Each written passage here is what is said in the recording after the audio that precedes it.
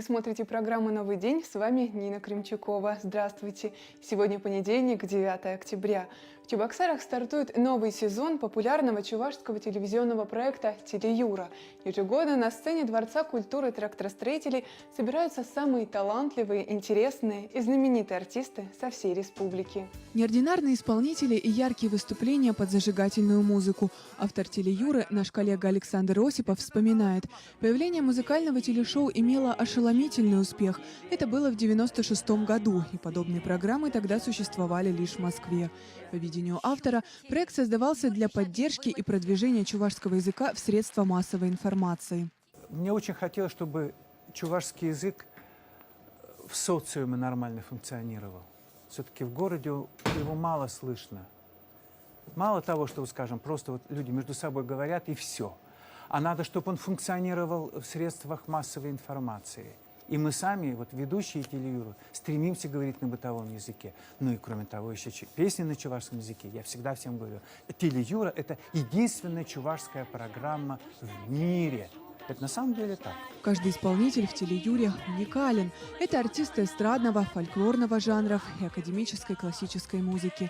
В шоу-концертах проекта ГТРК «Чуваши» выступают знаменитые эстрадные чувашские певцы: Августа Уляндина, Стас Владимиров, Елена Османова, Светлана Азамат, Людмила Семенова, Иван Христофоров, Сергей Павлов, артисты ансамбля песни и танца, камерные симфонические оркестры, оперные певцы и даже иностранцы. Ну, естественно, я как профессионал, музыковед, не знаю, у меня еще есть чутье хорошее, собственно говоря, на хорошие мелодии.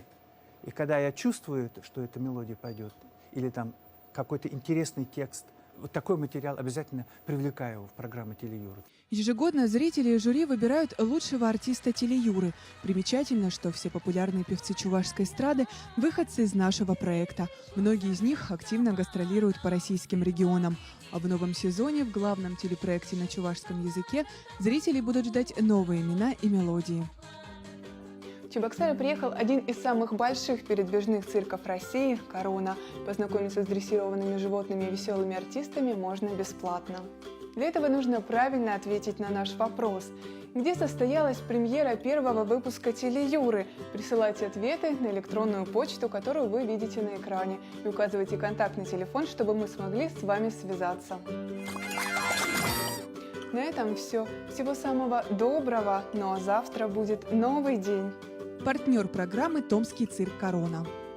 Самое яркое зрелище сезона впервые в Чебоксарах на речном порту. С 7 по 29 октября цирк «Корона» с программой «Империя хищников», «Колесо смелости», «Железный человек», большая группа животных и «Тигр-лев». Билеты уже в продаже. Действует акция 3+1.